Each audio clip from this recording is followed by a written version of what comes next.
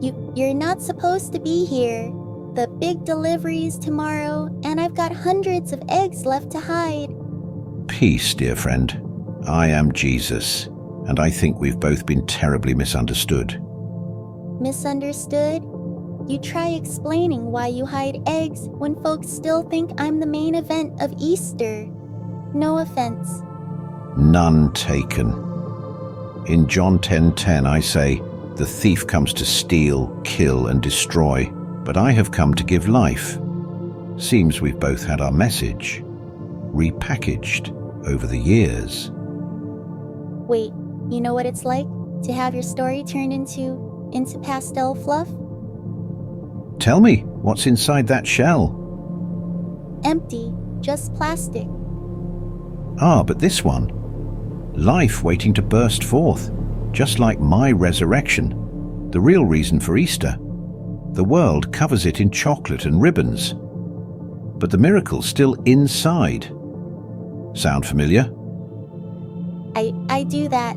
I hide the real thing behind the fun stuff. But does it even matter? Kids just care about the candy.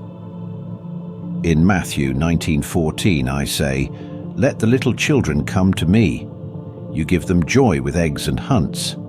And that joy, it's the gateway to mine. Keep hiding those eggs, friend." But when they ask why, point them to the empty tomb. So I'm not just a fluffy distraction? You're my favorite fuzzy evangelist. Now hop to it. You've got kingdom work to do. Okay, Jesus, I get the whole resurrection thing. Eggs, new life, all that. But why bunnies? Like, biologically speaking, we don't even lay eggs. How'd I get stuck with this gig? Ah, in Job 12:7-8 I say, "Ask the animals and they will teach you." Think of it. Bunnies multiply abundantly, just like my grace. And eggs? A perfect shell for the greatest surprise in history. I do love a good object lesson. But what about when people only care about the candy? Like 0% Jesus, 100% jelly beans. Ever sneak a veggie into a toddler's cupcake? In Mark 4:26-28, I compare my kingdom to seeds growing secretly. Your eggs are like those seeds. First comes the sugar rush, then the questions. Whoa, so I'm like holy bait?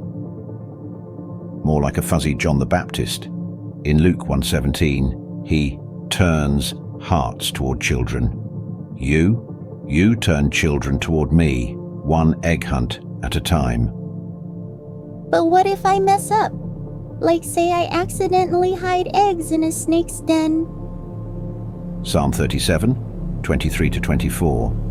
The Lord makes firm his steps. Though he stumble, he will not fall. Even if your eggs roll into a ditch, I'll use it. Remember the donkey who literally tripped carrying me into Jerusalem?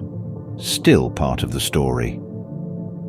Do you like being upstaged by bunnies and bonnets? In Philippians 1:18, I rejoice when Christ is preached, even through chocolate. The world dresses my truth in frills, but the cross still stands. And you make the hard truth hop a little closer to their hearts. So, I'm not stealing your holiday.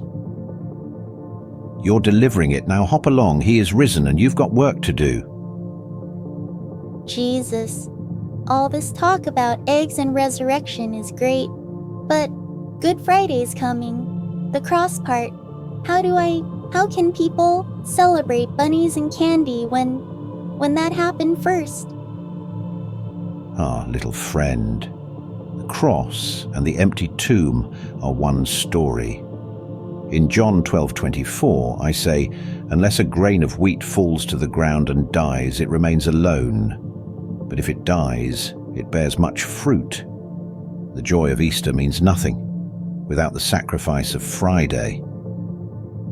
So, the chocolate eggs, the happy hunts, they're not ignoring the hard part. Tell me what's inside this one.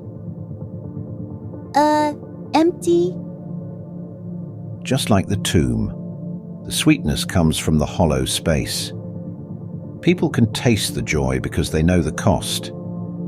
That's why I told Martha in John 11:25, I am the resurrection and the life.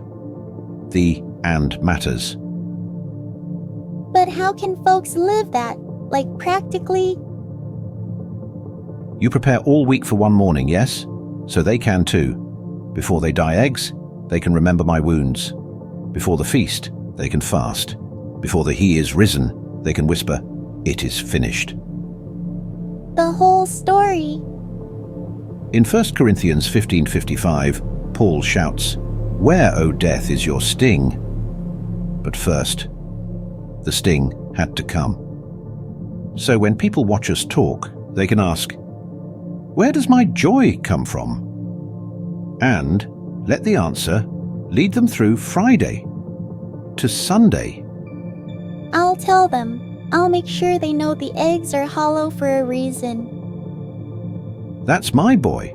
Now off you go. You've got Good Friday deliveries too.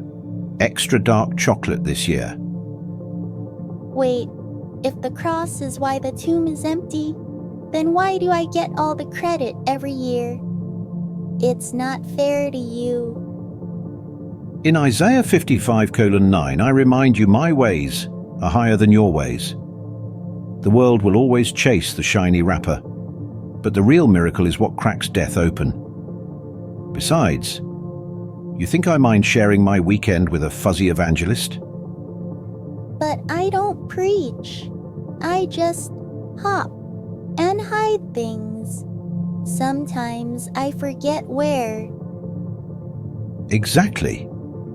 In Matthew 18:3 I say, unless you become like little children, you lead them with wonder first, the hunting, the laughter. Then boom, the truth jumps out. So my silliness is holy. In Zechariah 4:10 I ask, who dares despise small beginnings? Even a bunny's oops is my opportunity.